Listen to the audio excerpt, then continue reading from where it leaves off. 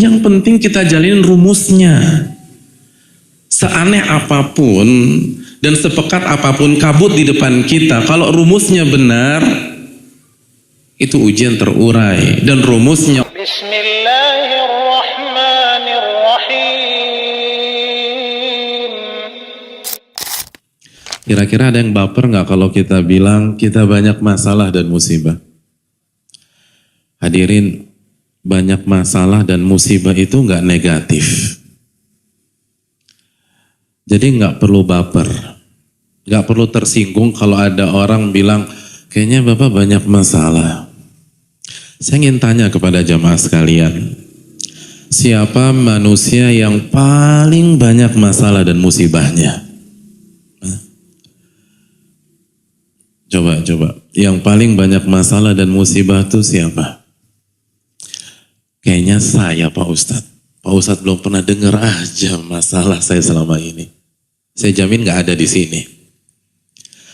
Karena baginda Rasul Shallallahu Alaihi Wasallam dalam hadis yang sahih dari Imam Tirmidzi, beliau menyatakan, "Asyaddun nasi bala'an al-anbiya." Orang yang paling banyak masalah, yang paling berat masalahnya, itu para nabi dan rasul sallallahu alaihi wasallam. Lalu siapa? Tsumma salihin. Lalu yang berikutnya orang-orang soleh. Tsummal amsal fal amsal. Lalu yang solehnya di grade berikutnya dan di grade berikutnya. Jadi punya muka banyak masalah positif apa enggak nih hadirin? Positif. Karena kata baginda Rasul Sallallahu Alaihi Wasallam, yang paling banyak masalah itu para nabi. Lalu orang-orang soleh. Lalu yang berikutnya. Punya banyak masalah itu positif. Dan punya banyak masalah, salah satu tanda bahwa kita orang-orang soleh di mata Allah Subhanahu wa Ta'ala. Amin ya Rabbal Alamin. Jadi punya banyak masalah itu bukan masalah. Terus apa yang jadi masalah, Ustaz? Yang jadi masalah itu ketika kita punya masalah dan kita tidak tahu ilmunya untuk menghadapi masalah tersebut, itu masalah. Saya ingin tanya, yang membuat seseorang siswa nggak lulus ujian, kira-kira soalnya apa jawabannya? Nggak ada soalnya. Buktinya sebelahnya keterima di ITB, kenapa Anda nggak lulus? Jawabannya beda. Jadi bukan soal ujiannya. Tapi apakah kita punya kunci jawaban dari ujian tersebut? Apakah kita tahu ilmunya? Karena soal atau ujian sesulit apapun, kalau kita tahu ilmunya, tenang hadirin. Dan sebaliknya, ujian semudah apapun, kalau kita nggak tahu ilmunya, akhirnya nggak bisa jawab, atau kalau jawab salah, itu awal dari kebinasaan kita. Ya, kita ingat-ingat lagi deh waktu kita SMA. Saya ingin tanya sama bapak-bapak, dulu ada juga ibu-ibu di sana. Dulu waktu SMA pelajaran yang paling susah, paling killer apa bapak-bapak, ibu-ibu? Penjaskes. Masya Allah, ini kutu buku semua kalau begitu. Sini penjaskes, sini apa tadi Pak? Matematika. Ibu-ibu? Fisika, Masya Allah. Kok sama kayak saya nih? Matematika atau fisika? Hari ini ujian fisika atau matematik. Ini bukan hanya pelajarannya yang killer, gurunya juga killer. Beliau kasih satu soal ujian saja. Ketika kita buka ujian, soal ujian tersebut, Itu soal ujian susahnya minta ampun. Namun persis apa yang kita baca tadi malam pada saat kita belajar sampai jam 2:30, walaupun mulainya baru jam 2 gitu loh. Jam 2 kaget bangun, lalu buka-buka buku setengah jam, bismillahirrahmanirrahim, ayat tidur lagi. Tapi itu yang keluar. Belajar yang setengah jam itu yang keluar. Saya ingin tanya, kira-kira keluar dari ruang sekolah, mohon maaf, keluar dari, padahal saya sudah silent ini. Iya. Ketika dia keluar dari ruang kelas, kira-kira nangis apa senyum nih hadirin? Senyum. Padahal ujiannya susah. Tapi karena dia tahu ilmunya, ujian sesuatu apapun itu simple. Sebaliknya, ujian semudah apapun, kalau kita lupa atau nggak pernah belajar, nggak tahu kunci jawabannya, maka kita akan keringat dingin, kita akan stres. Saya ingin tanya sama bapak-bapak, ibu-ibu sekalian, berapa rumus luas trapesium? Coba, siapa yang tahu? Saya ingin tanya, ini ujian gampang apa susah? Level kuliah apa level anak SD? Level anak SD. Tapi karena terakhir kita baca tuh buku 40 tahun yang lalu, lu gak bisa jawab. Dan kalau benar-benar diujikan, dan itu menjadi syarat, misalnya bebasnya kita besok, mungkin kita keringat dingin, ya Allah lupa lagi ini. Padahal gampang nih, gampang. Cucu kita atau keponakan kita, anak kita yang SD bisa jawab. Karena kita nggak tahu ilmunya atau lupa ilmunya. Dulu sih 9 Pak Ustaz. Tapi kan udah nggak baca lagi. Makanya kesalahan banyak orang di dunia itu fokus dengan ujiannya tanpa mempelajari kunci jawabannya. Makanya dia nggak bisa sabar menghadapi ujian dan musibah yang dialami. Karena syarat sabar itu Allah firmankan dalam surat Al-Kahfi ayat 68. Allah berfirman, "Wa kaifa tasbiru 'ala ma lam tuhit bihi khubra." Bagaimana Anda bisa sabar? Bagaimana Anda bisa survive? Menghadapi ujian, menghadapi masalah, sedangkan Anda tidak tahu ilmunya. Gak mungkin bisa sabar. Hadirin, ayat ini tentang siapa? Ayat ini tentang Nabi Musa yang salah menyikapi movement-movementnya Nabi Khidir. Karena syariat Nabi Musa dengan syariat Nabi Khidir itu beda. Bukan karena Nabi Musa nggak belajar, syariatnya beda.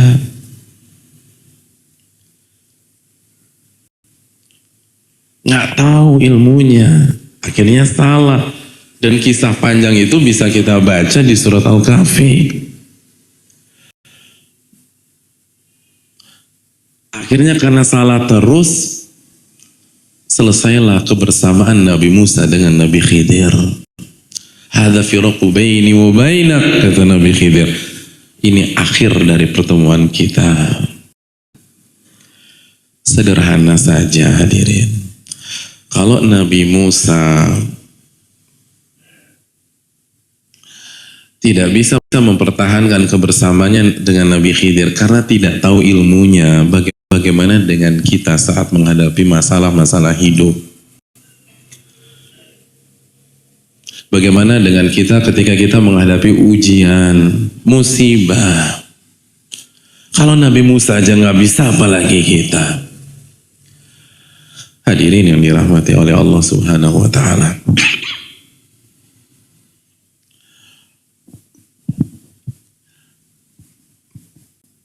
Saya punya sedikit pengalaman mengisi rutin di penjara.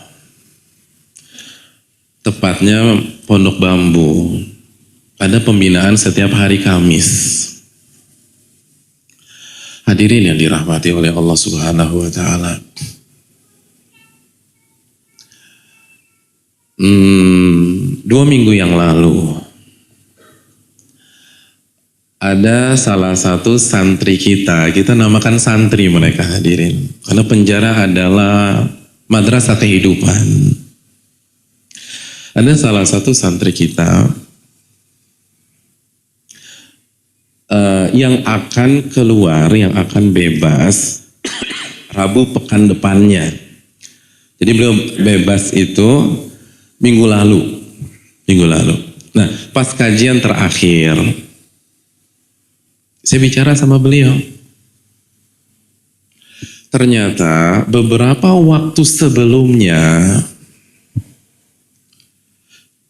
itu beliau pernah ditawari keluar lebih cepat oleh seorang oknum dengan syarat membayar sejumlah uang. Tapi apa jawabannya? Kata beliau, saya nggak mau Pak Ustadz. Loh, kenapa nggak mau?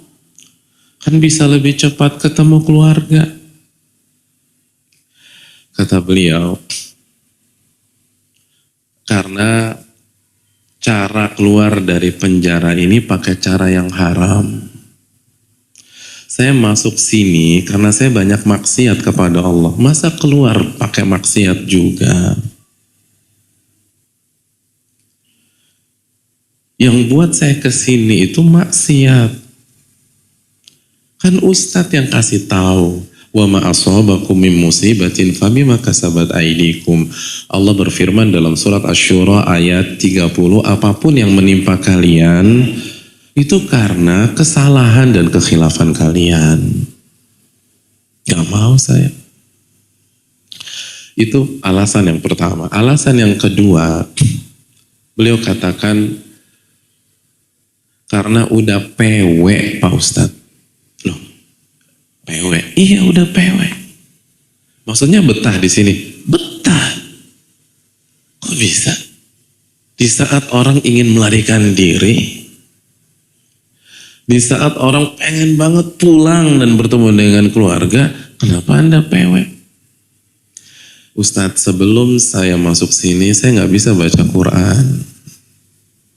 Disinilah saya bisa fasih belajar baca Al-Quranul Karim. Dan ternyata baca Al-Quran itu tenang. Iya tenang hadirin. Kan Allah yang berfirman dalam surat Al-Anfal ayat 2. Innamal mu'minuna alladzina idza dzukirallah wajilat qulubuhum. Sesungguhnya orang-orang beriman adalah orang-orang jika disebut nama Allah hati mereka bergetar. Ada sensasi hadirin. Ada ketenangan. Wa idza tuliyat alaihim ayatuhu zadatum imana. Dan apabila ayat-ayat itu dibacakan, dikaji, zadatum imana. Imannya bertambah, bukan galau, bukan depresi, bertambah imannya.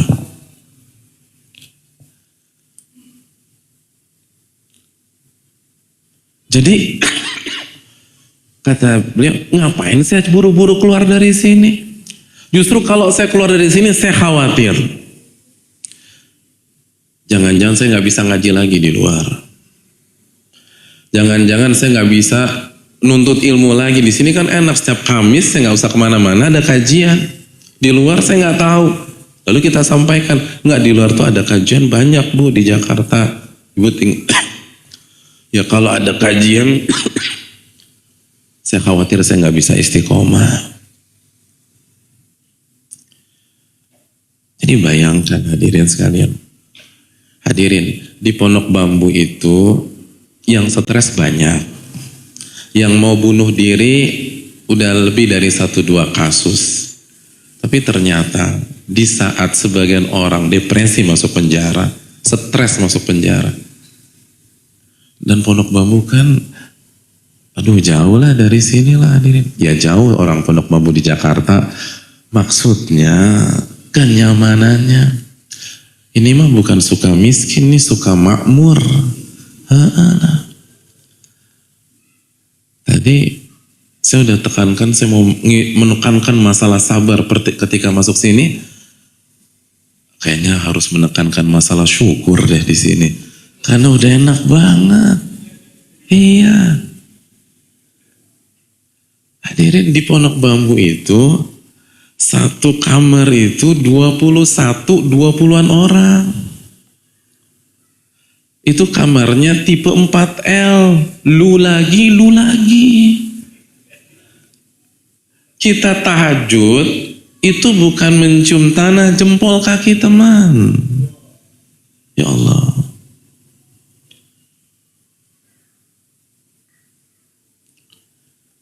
Tapi ini ibu gak mau pulang. Senang dia. Ngapain sih pulang cepet-cepet? Pakai jalan yang haram lagi. Mendingan saya nikmatin di sini, bisa sujud. Dulu saya nggak pernah sholat Ustaz. Di sini tahajud cuma 4 rakaat. Kayaknya saya pendosa di hadapan Allah Subhanahu Wa Taala. Itu dari lisannya. Saya hanya copy paste aja. Dan yang seperti itu banyak. Yang seperti itu baru satu dari sekian kasus yang menjadi pengalaman sedikit. Terima kasih Pak. Pengalaman yang tidak kita terlupakan. Hadirin. Beberapa waktu yang lalu, setahun yang lalu, hampir sama. Saat habis kajian kan ada sesi tanya jawab. Ada secarik pertanyaan sampai ke saya, karena pertanyaannya pakai kertas atau boleh langsung. Tapi mayoritas pakai kertas. Di kertas itu dibubuhkan begini, Pak Ustadz, saya lagi galau. Saya pikir ada masalah apa? Saya lagi galau, beberapa hari lagi saya keluar dari sini. Allahu Akbar. Saya khawatir nggak bisa istiqomah. Saya khawatir nggak bisa taat kepada Allah. Saya khawatir nggak bisa bertahan. Lalu tenggelam lagi dalam kemaksiatan. Di sini saya banyak yang mengingatkan. Ada kajian mendekat kepada Allah. Galau tuh hadirin. Di saat ribuan orang berupaya bagaimana nggak masuk penjara. Dan kalau masuk gimana secepat mungkin keluar dari penjara. Beliau galau pada saat mau keluar dari penjara. Hadirin. Kenapa beliau galau? Beliau khawatir maksiat di luar. Itu begitu saya baca pertanyaan itu, yang terbesit di benak saya langsung ucapan Nabi Yusuf yang Allah abadikan dalam surat Yusuf ayat 33. Nabi Yusuf mengatakan, qala rabbis sijnu ahabbu ilayya mimma yad'unani ilayhi. Wahai Rabbku, penjara lebih aku sukai daripada maksiat yang mereka ajak di luar sana. Allahu Akbar. Masuk penjara asal taat, asal nggak maksiat, asal nggak zina. Hadirin, Nabi Yusuf kan semi mau diperkosa, semi dipaksa. Bayangkan, semi dipaksa, terus maksanya enak lagi, nidurin istri Al-Aziz yang cantiknya luar biasa. Tapi beliau mendingan aku di penjara. Jadi begitu saya baca pertanyaan itu, dalam hati saya langsung berbicara, gak heran Nabi Yusuf mengatakan demikian. Wong di hadapan saya bukan nabi, bukan rasul, bukan ulama. Bahkan sebelum masuk sini dia gak jelas. Dia pendosa. Bisa ngomong demikian. Terima kasih banyak atas tehnya.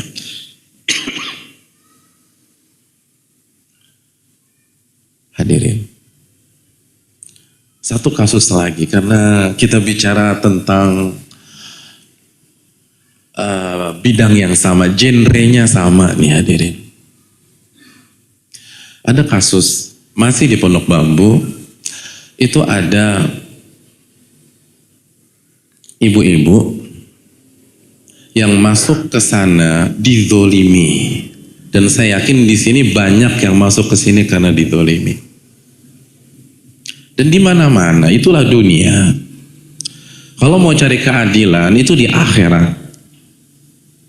Itu di akhirat.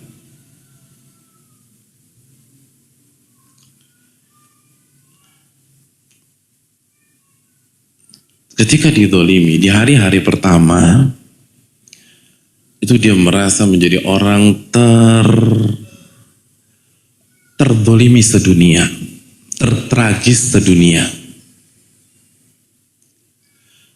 Lalu dia belajar, dia mengkaji, dia mempelajari kunci jawaban saat menghadapi ujian-ujian hidup. Begitu pas keluar, apa jawaban beliau? Ustadz, saya bersyukur masuk ke sini. Saya bersyukur. Nggak tahu kalau saya nggak didolimi lalu masuk sini jadi apa saya sekarang. Sekarang beliau jadi ustadzah di salah satu wilayah di Jakarta. Dan terhormat hadirin. Sekali lagi saya bertanya, ujiannya sama. Ujiannya penjara. Musibahnya sama. Musibahnya penjara. Tempatnya sama, Pondok Bambu. Fasilitas sama. Kalau dihukum bareng-bareng sama. Celtic itu apa? Celticus. Gitu. Kalau satu sel ketahuan gitu ada masalah, terus satu sel tuh masuk Celtic tuh, Celticus. Karena di sana ada fasilitas tambahan ditemani oleh para tikus. Tapi kenapa yang satu pengen bunuh diri, yang satu bersyukur masuk ke sana? Yang satu pengen bunuh diri, yang satu nggak mau keluar hadirin. Sebagian menghalalkan segala cara biar keluar, yang lain menikmati hari-harinya di sana. Jawabannya ilmu hadirin, ilmu ini yang membedakan. Yang membedakan tuh jawaban dari soal ujian-ujian yang disampaikan. Itu yang membedakan. Ada yang ITB, ada yang UI, ada yang UNPAD, ada yang IPB, ada yang gak keterima. Oleh karena ini yang perlu kita sampaikan. Makanya saya sering tekankan di Pondok Bambu itu kan penjara wanita yang hadirin. Makanya kalau ibu-ibu bisa, kenapa di sini nggak bisa? Masa kalah sama ibu-ibu? Saya bilang, ibu dapat makan gratis itu penting. Tapi ibu dapat makanan, tahan berapa lama sih? Paling dibawa ke sel, nanti malam tuh udah habis. Yang ibu butuhkan untuk bertahan bertahun-tahun di sini tuh ilmu. Ilmu yang buat kita bertahan. Ilmu yang bisa membuat kita berubah paradigma. Hadirin, hidup itu tentang rasa, bukan apa yang ada di hadapan kita. Hidup itu tentang rasa. Saya ingin tanya, kalau orang Bandung kangen makan bakso, kira-kira kemana? Hah? Kemana hadirin? Hah? Bakso Akung ya? Masya Allah. Kalau orang Jakarta lagi main-main di Jakarta Selatan pengen makan sate ayam, kira-kira merapatnya kemana tuh? Nah, Santa. Kalau jam 2 siang atau jam 1 siang? Hah? Pertamina dong. Jam 1 siang Pertamina. Jam 3 udah ganti abangnya gitu. Pertamina. Hadirin, bakso Akung, saya heran sama handphone saya padahal sudah saya silent. Iya. Hadirin yang dirahmati oleh Allah Subhanahu wa taala, kita wafatkan aja ya. Hadirin, bakso Akung Sate Pertamina. Bangkunya mewah nggak ngomong-ngomong? Sendoknya dari emas atau biasa-biasa aja? Ada batu safir nggak tuh di garpunya? Nggak ada. Fasilitasnya enak nggak? Biasa. Bahkan kalau ke Sate Pertamina kita bawa apek. Kecuali masuk ke dalam terus sok-sok beli minuman di situ tuh. Tapi kenapa orang yang pencinta makanan sejati pilihnya bakso akung, Sate Pertamina? Kalau di Jakarta, ini kan banyak orang Jakarta juga ya. Bubur ayam Cikini, bubur ayam Barito. Kalau yang era 90 pengen gado-gado, gado-gado Bonbin. Bener gak nih hadirin? Ya. Itu kan fasilitasnya gak ada yang enak. Kenapa kita pilih ke sana? Karena rasa. Itu rasa. Bukan fasilitas. Bukan pernak-pernik. Bukan aksesoris. Rasa. Begitu juga dalam hidup. Masalahnya bukan di penjara atau di luar penjara. Masalahnya adalah bagaimana menemukan rasa. Rasa sabar. Rasa ikhlas. Rasa ridho kepada takdir Allah Subhanahu wa ta'ala. Bagaimana menemukan rasa qanaah, hadirin. Bagaimana menemukan rasa tunduk kepada takdir Allah Jalla wa'ala. Mau di dalam penjara, mau di luar penjara, kalau rasa itu gak tumbuh, stres. Ya, saya sering sampaikan di Pondok Bambu, simple aja lah, data tuh gak mungkin bohong, hadirin. Kasus bunuh diri terbanyak dalam penjara atau di luar penjara? Di luar. Kenapa orang bunuh diri? Stres, depresi, gak punya harapan. Jadi kalau hanya yang penting saya keluar secepatnya, tapi tidak ada rasa ikhlas kepada Allah. Tidak ada rasa iman kepada hari akhir. Ya balik-balik lagi. Tidak ada rasa tunduk kepada Rabbul Alamin. Maksiat lagi, dihukum lagi sama Allah Subhanahu wa ta'ala. Hadirin yang dirahmati Allah. Kenapa demikian? Karena itu tadi, setiap masalah itu karena dosa. Wa ma asabakum min musibatin fabima kasabat aydikum. Apapun yang menimpa kalian itu disebabkan dosa-dosa kalian, kecuali para nabi dan rasul. Dan gak harus kesalahan kita di kasus itu. Bisa jadi di kasus itu kita gak bersalah. Kita korban. Kita the right man on the wrong place. Tapi maksiat kita di kasus yang lain tuh yang ngundang tuh, gitu loh. Yang ngundang tuh yang di sana, di sini, di situ, gitu loh hadirin. Nah kalau kita nggak menumbuhkan rasa pendosa, lalu kita tumbuhkan lagi rasa taubat kepada Allah SWT. Ya kapan mau selesai tuh? Ya nggak selesai-selesai. Hadirin, saya melihat ini adalah momentum buat kita semua. Ini bukan akhir dari segalanya. Hadirin, penjara ini itu sudah melahirkan seorang presiden, hadirin. Iya apa tidak?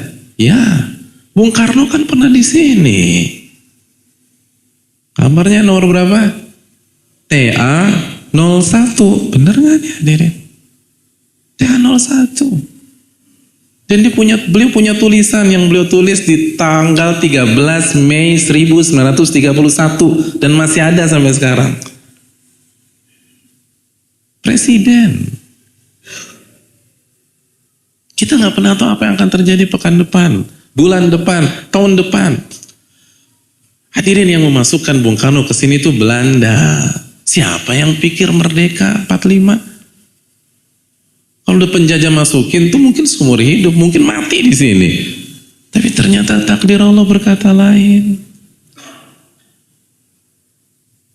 Nelson Mandela ketika di penjara, orang kan nggak duga seperti itu. Presiden dia. Yang penting kita jalin rumusnya.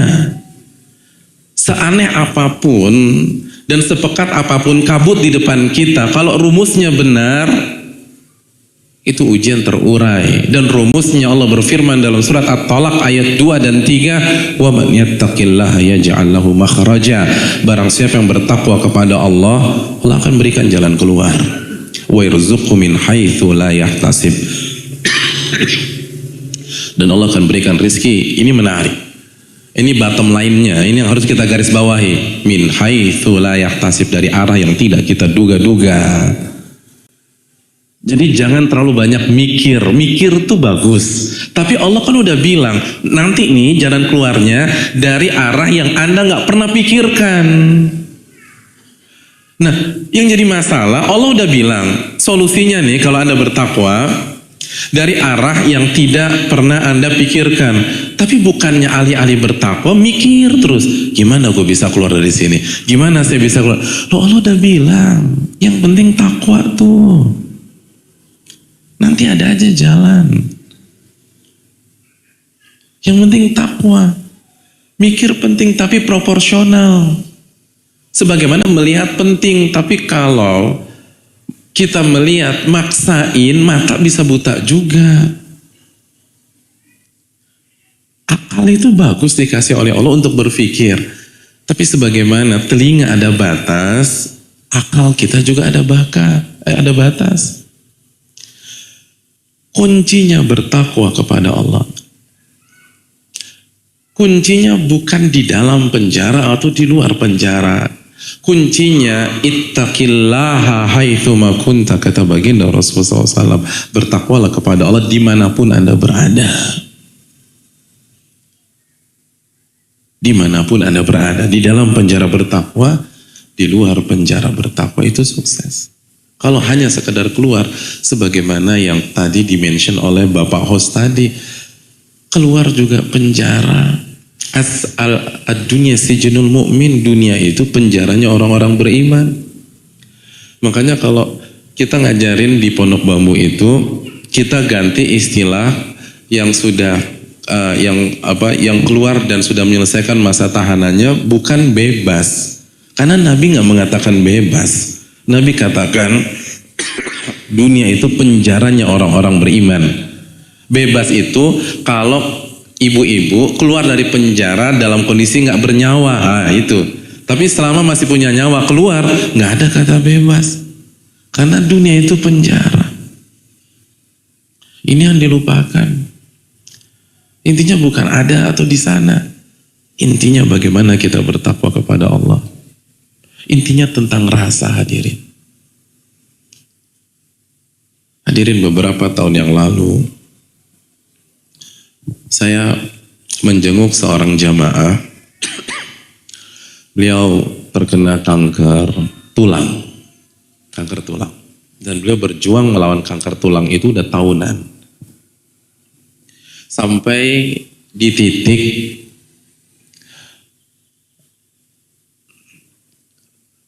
kanker itu udah kemana-mana.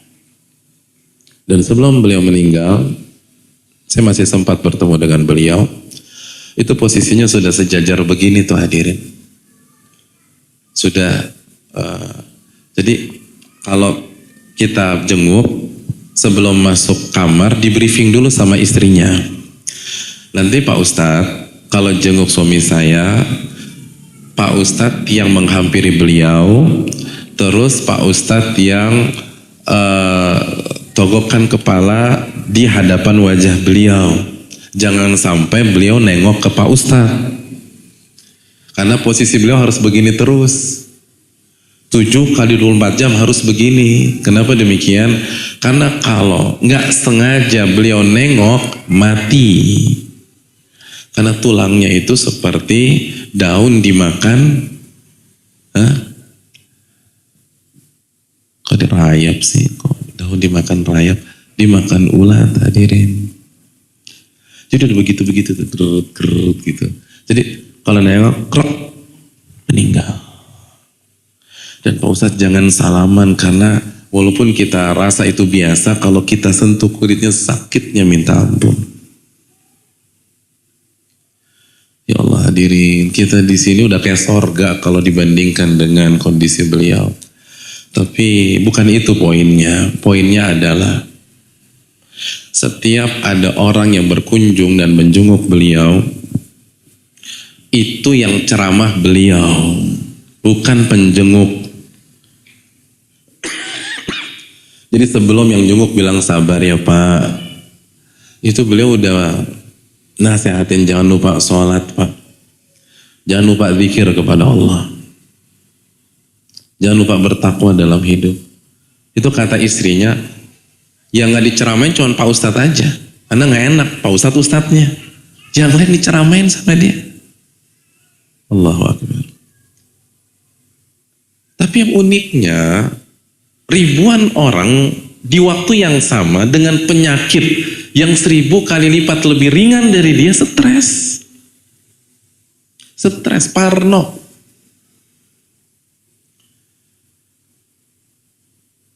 Itu begitu flu langsung cek darah. Flu doang tuh cek darah. Nggak bisa tidur 2 hari 2 malam. Hadirin kenapa? Lagi-lagi ilmu. Musibah itu, di setiap musibah itu ada mutiara. Untuk mendapatkan mutiara kita harus tahu ilmunya. Untuk mendapatkan mutiara di dasar laut harus punya ilmu nyelam. Harus tahu kerangnya yang mana yang nyimpen tuh mutiara. Nggak bisa setiap orang nyerem dapetin mutiara. Ini tentang ilmu, ini bukan tentang berapa lama masa hukuman kita. Kalau kita tahu, semua akan mudah, semua akan lancar, dan semua akan nikmat. Hadirin, oleh karena itu kita harus belajar, kesempatan. Apalagi saya sempat dengar kegiatan di sini sibuk banget. Ada madrasah ada ya? Ada madrasah, ada kelas tahsin. Bahkan yang ngajar di sini punya sanad.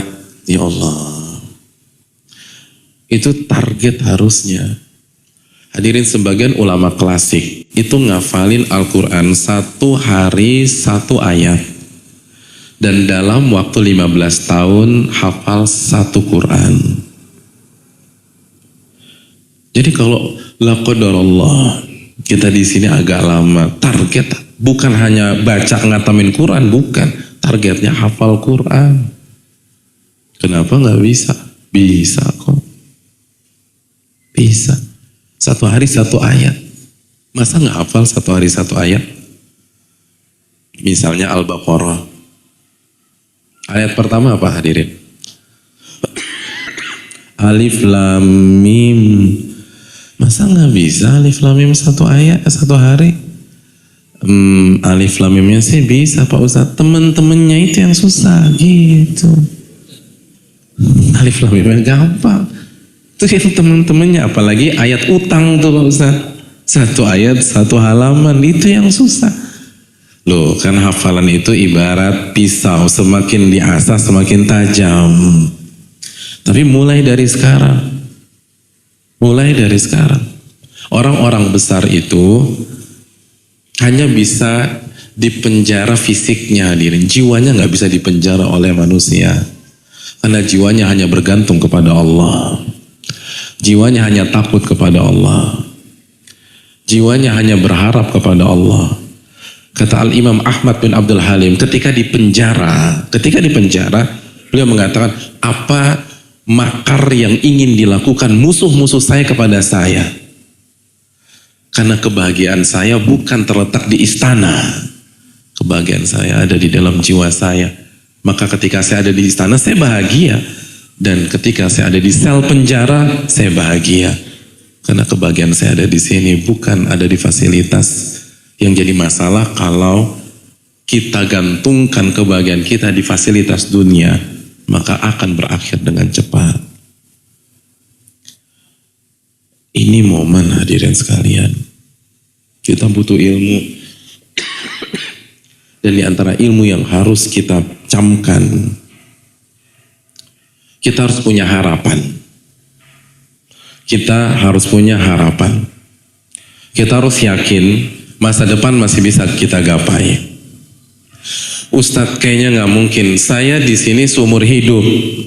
Hadirin, tergantung cita-cita kita apa. Yang pertama, sekali lagi, seumur hidup kan hari ini kita nggak tahu ada perubahan kebijakan apa ke depan. Yang kedua, kalau la qadarullah seumur hidup, selama cita-cita kita surga, apa yang pupus dengan di penjara seumur hidup?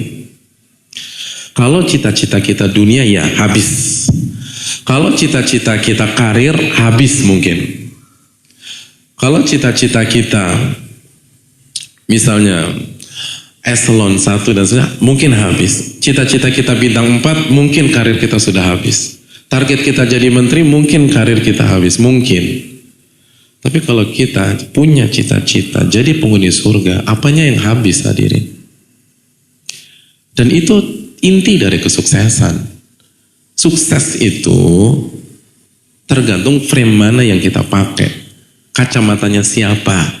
Dan saya rasa satu masjid ini sepakat yang harus kita gunakan adalah konsepnya Allah Subhanahu wa taala. Dan sukses menurut Allah dalam surat Ali Imran ayat 185, "Faman zuhziha 'anil nar wa udkhilal jannata faqad faz." Barang siapa yang dijauhkan dari neraka dan dimasukkan ke surga, itu sukses kata Allah Subhanahu wa taala. Faqad faz, dia juaranya. Dia juaranya. Dan kalau cita-cita kita akhirat, kita dengan jutaan orang di luar sana sama peluangnya. Bahkan mungkin lebih besar kita. Karena godaan di luar secara umum lebih besar untuk bermaksiat, untuk berdosa. Dan waktu untuk ibadah di sini lebih banyak. Tinggal cita-cita kita mau kita bawa kemana. Tanamkan cita-cita hadirin. Tanamkan tujuan. Karena salah tujuan fatal. Nggak tahu tujuan fatal. Bapak-bapak, ibu-ibu sekalian, naik maskapai internasional first class. Begitu masuk ke cabin langsung dikasih welcome drink. Abis take off, pilotnya buka pembicaraan. Bapak-bapak, ibu-ibu sekalian, saya Kapten Asep, pilot kalian pada penerbangan kali ini. Saya mau curhat sedikit, saya bingung kita mau kemana. Kira-kira nih, first class kita enak nggak tuh rasanya? Ini first class nih. Ada kamar mandi di sana. Chefnya depan kita. Request apa aja bisa. Semua perfect, kecuali pilotnya nggak tahu mau kemana. Ini kan kaitannya sama bahan bakar. Nggak tahu deh. Silakan ibu-ibu bapak menikmati perjalanan ini. Gitu katanya. Bingung kita kan. Nah, kita ada di sini, tanya diri kita mau kemana nih? Gak ada harapan, harapan ada. Harapan akhirat jelas ada, harapan dunia sejarah sudah membuktikan dan di tempat yang sama. Presiden dari sini. Presiden. Nama baik saya hancur Ustadz. Enggak. Kalau Allah mau membuat manusia lupa pada catatan kita pada saat di sini, gampang lupa. Saya ingin tanya, dari yang hadir di sini, siapa yang tahu dari awal Bung Karno pernah di sini? Angkat tangan coba. Tuh, nggak semua. Mayoritas mungkin, oh ternyata ada Bung. Iya. Nah, itu yang membuat fakta sejarah itu tidak tercatat di buku-buku sejarah, tidak diketahui oleh banyak orang, itu siapa hadirin? Kalau bukan Allah Subhanahu wa Ta'ala. Apa susahnya bagi Allah Subhanahu wa Ta'ala untuk menghapus rapot kita yang dianggap kurang bagus dari memori manusia? Allah kalau kan kita baca surat Yasin hadirin, Allah kalau mau segala sesuatu tinggal bilang kun fayakun, jadi terjadi itu. Bisa, kenapa nggak bisa?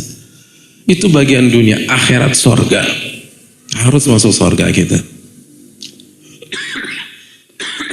Bahkan ini kesempatan buat sholat, kesempatan baca Al-Quran, kesempatan untuk ngaji, kesempatan untuk zikir, kesempatan buat tahajud,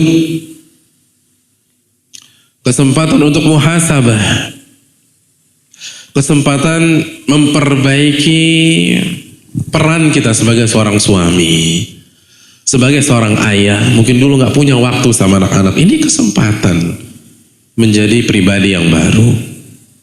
Karena target kita adalah surga. Surga hadirin. Surga itu penting. Hadirin.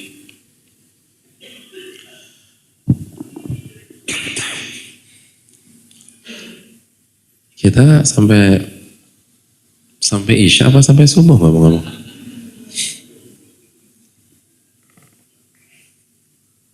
Umar bin Abdul Aziz dalam beberapa buku biografi sebelum beliau naik sebagai khalifah,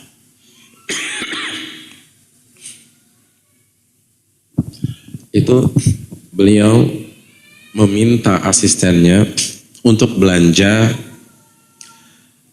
barang-barang keperluan beliau dengan kualitas yang bagus. Dan konsep ada harga ada barang. Barang bagus tuh mahal. Beliau nggak hidup hedon. Ya tapi perlu barang bagus dan harganya cukup tinggi. Sampai beliau jadi khalifah. Begitu jadi khalifah, tibalah saatnya belanja. Beliau kembali menitipkan uang ke asistennya untuk membelanjakan barang-barang keperluan rutin. Dan yang membuat terkejut asistennya, budgetnya jauh lebih sedikit daripada sebelum jadi khalifah. Harusnya kan jadi khalifah lebih berkelas lagi. Tapi enggak, nih budget lebih sedikit. Ditanya sama asistennya, kok kenapa budgetnya jadi sedikit? Apa jawaban Umar bin Abdul Aziz? Oh, ini luar biasa hadirin. Kata beliau, Mas, tentu saja Mas itu dari saya. Umar bin Abdul Aziz nggak mungkin bilang Mas karena beliau tuh nggak bisa bahasa Indonesia. Ini aktualisasi saja, Mas. Tabiat manusia itu tamak, Mas.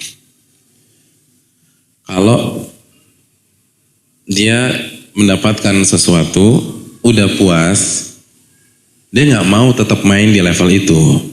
Dia mau dapetin di atasnya. Pengen dapetin di atasnya. Pengen dapetin di atasnya.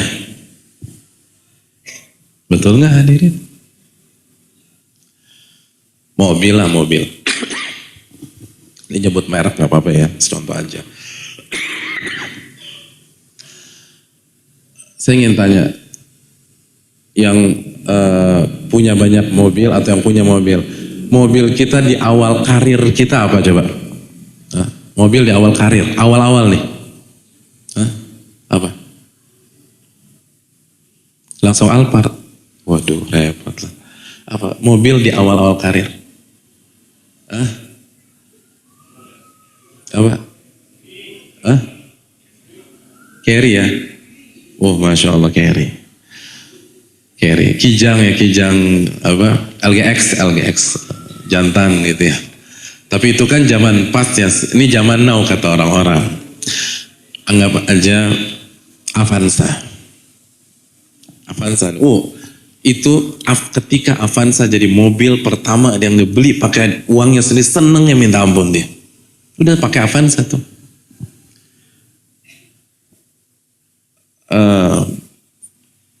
Penghasilannya tambah bagus, rezekinya tambah banyak, maka dia bosan dengan Avanza. Dia mau ganti.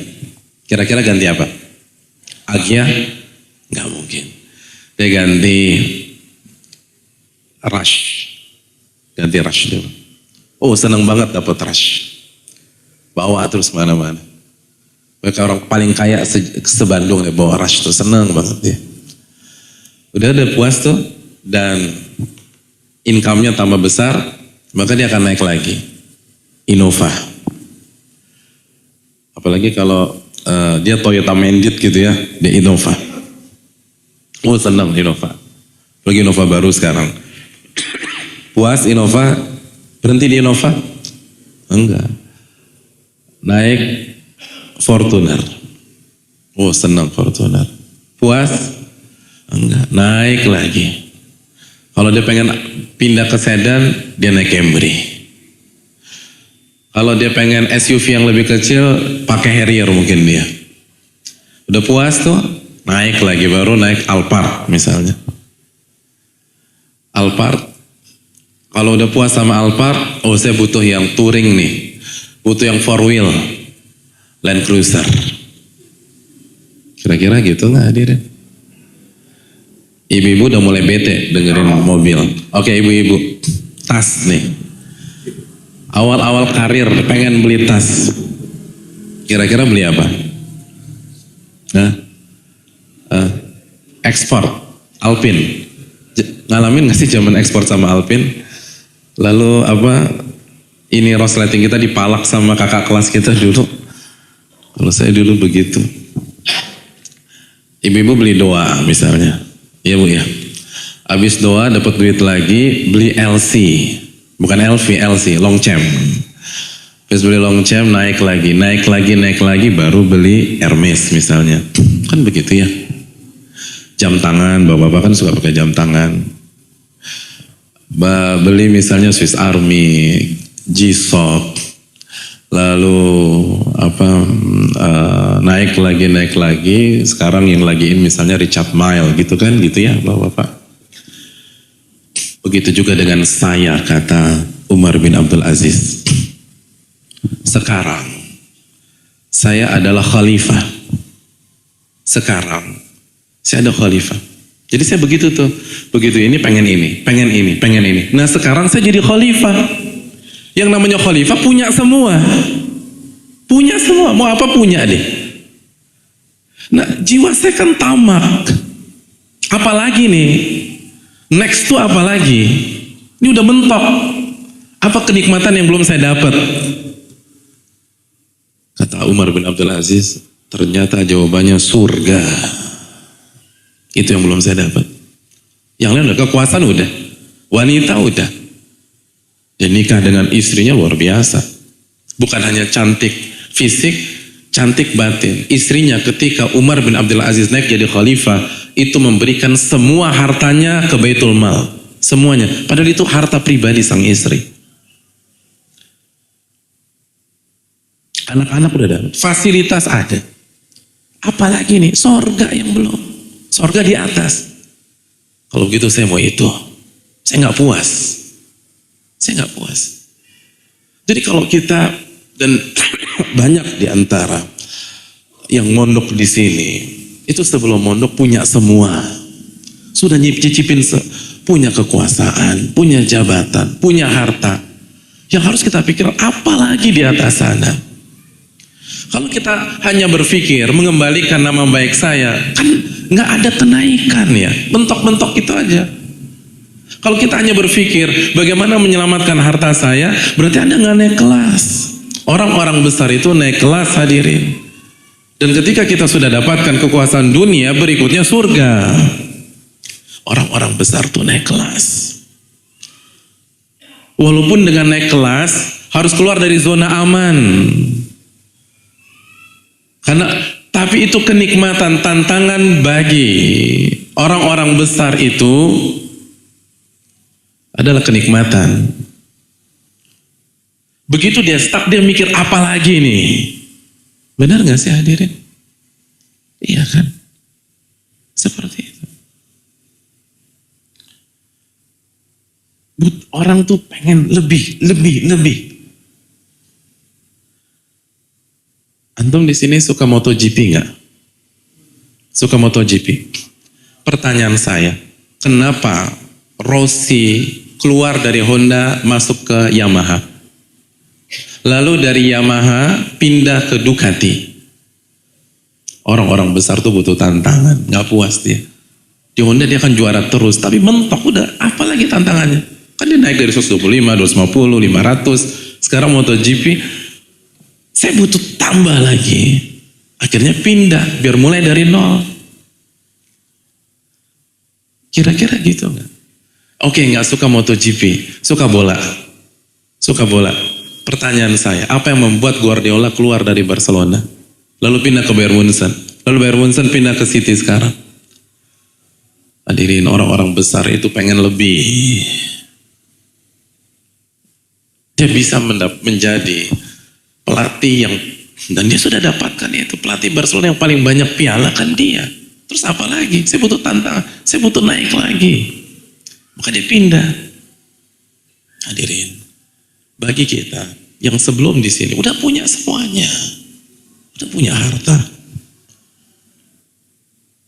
pernah berada di lingkaran kekuasaan, apa berikutnya?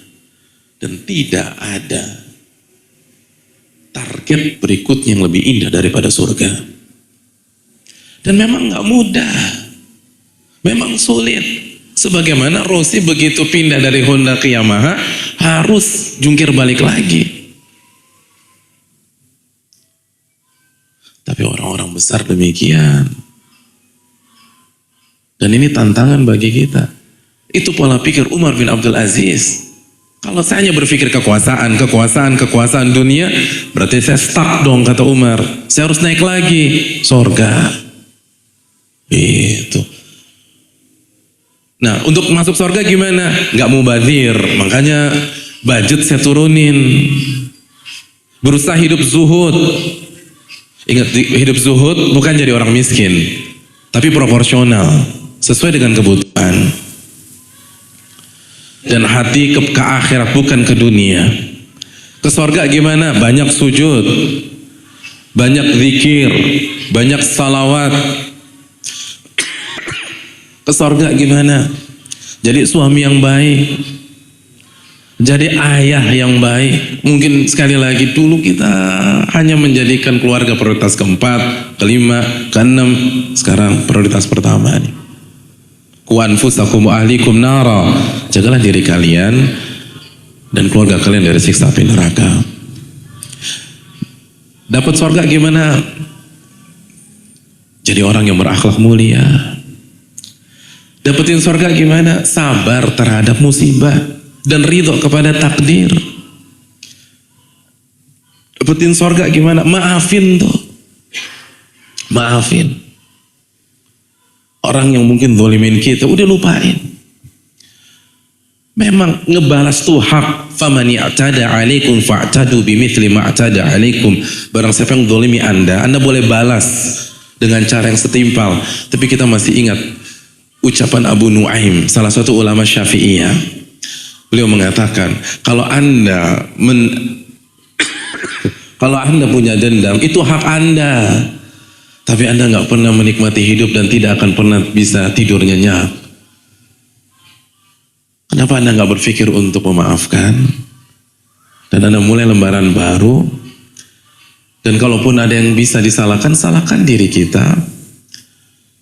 Karena mungkin ini karena kelalaian dan dosa-dosa kita kepada Allah Subhanahu wa Ta'ala. Hadirin, kalau kita maksiat, yang kita maksiati kan Rabbul Alamin. Rabbul Alamin.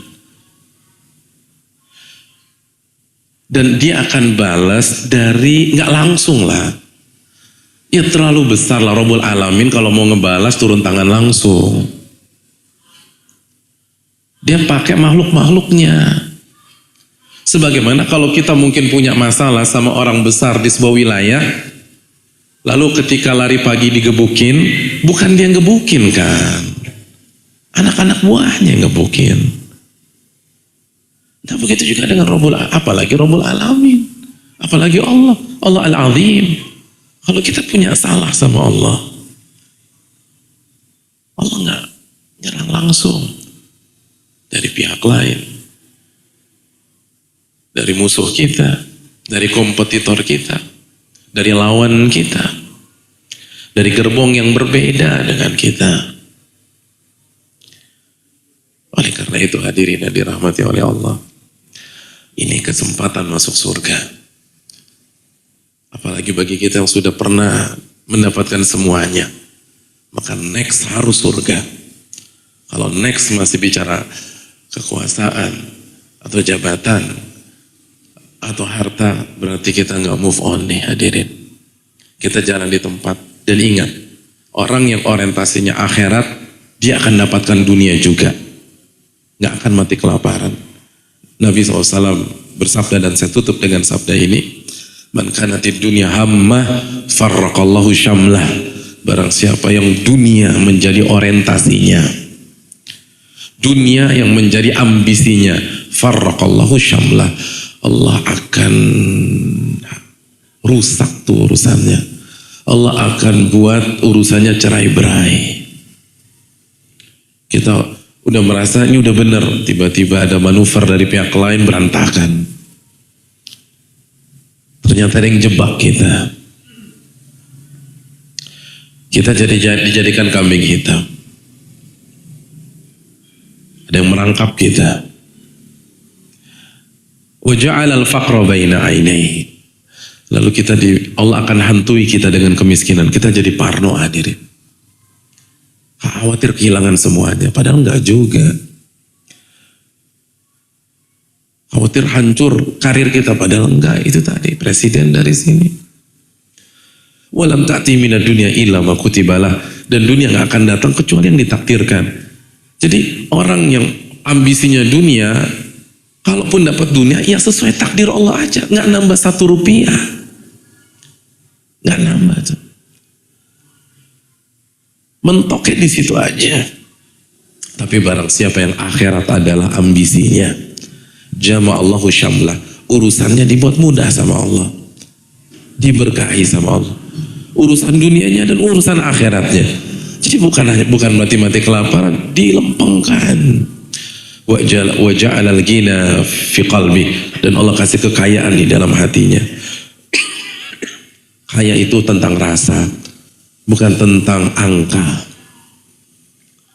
Kalau kita orientasi akhirat, plong aja. Dan yang terakhir, dunia akan datang kepada dia dalam kondisi dunia itu hina. Kepake, tetap kepake di dunia. Itu kepake. Hadirin yang saya ceritakan, jadi ustazah sekarang dan dihormati, itu sebelum masuk penjara. Ini ibu-ibu ini gak dianggap sama sekali, gak dianggap. Tapi ketika dia jadikan penjara sebagai momentum, dia belajar. Begitu keluar, dipakai orang. Banyak orang minta dia ngajarin Al-Quranul Karim. Dan mana yang lebih baik daripada pengajar Al-Quran dan yang mempelajari Al-Quran? Khairukum man ta'allama Al-Qur'ana wa 'allama. Sebaik-baik kalian yang mempelajari Al-Quran dan yang mengajarkannya. Ini yang bisa disampaikan pada kesempatan kali ini. Semoga bermanfaat dan semoga kita mendapatkan mutiara dalam musibah kita.